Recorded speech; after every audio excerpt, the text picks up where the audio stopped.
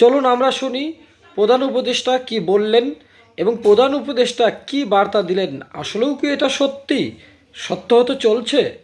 পরাজিত ফ্যাসিস্ট শক্তি এদেশের পবিত্র মাটিতে আর কোনো দিন ফিরে আসবে না। আমাদের তরুণদের রক্ষা করুন। তারা চায় নির্বাচনের আগেই তাদের ফিরে আসা নিশ্চিত করতে।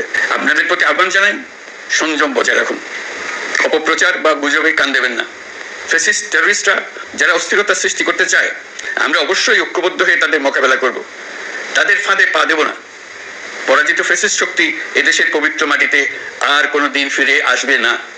প্রিয় দেশবাসী, আমাদের তরুণদের রক্ষা করুন, তাহলেই আমরা সবাই এবং আমাদের প্রিয় মাতৃভূমি রক্ষা পাবে।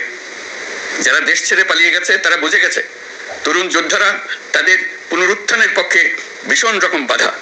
এই অস্ত্রহীন, ভীতিহীন, ব্যক্তিগত স্বার্থ সম্বন্ধে সম্পূর্ণ উদাসীন দৈনন্দিন এই চেহারার ছেলে মেয়েদের নিয়ে তাদের সাংঘাতিক ভীতি। তাদের লক্ষ্য হলো প্রধান উপদেষ্টার কথা, এটা কিন্তু একটা রাজনৈতিক কথা। আপনি যদি ইতিহাস ঘেঁটে দেখেন, অতীত থেকে বর্তমান সবসময়ই কিন্তু ক্ষমতাসীনরা তার বিরোধী পক্ষের উপর দোষ চাপায়। আমরা কিন্তু দেখেছি আওয়ামী লীগ যখন ক্ষমতায় ছিল তখন বিএনপি জামাতের উপর সকল দায় গিয়ে পড়তো এবং তারা দোষী ছিল, এবং এই বিএনপি জামাত যাতে ক্ষমতায় ফিরে না আসে সে ব্যাপারে কিন্তু তৎকালীন প্রধানমন্ত্রী কথা বলতেন এবং ক্ষমতায় যারা ছিলেন তারা কথা বলতেন। এখন ক্ষমতায় একরকম রয়েছে বিএনপি জামাত, অর্থাৎ যদিও নির্বাচিতভাবে না, কিন্তু এই ডক্টর ইউনূস সরকারের উপরে তাদের বিশাল একটি আস্থা রয়েছে। আবার ইউনূস সরকার ক্ষমতায় আছে।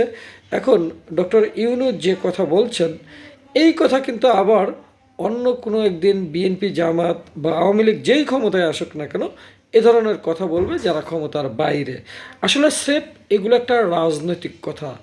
রাজনৈতিক দলগুলোর হাত থেকে বা রাজনীতি থেকে জনগণের মুক্তি নেই, এটা মনে করে জনমুক্তি আন্দোলন। জনগণের মুক্তির জন্য সরকার এবং রাজনৈতিক দলগুলোর বাইরে এসে জনগণকে আলাদা একটা ঐক্য এবং সংগঠন অবশ্যই গড়ে তুলতে হবে।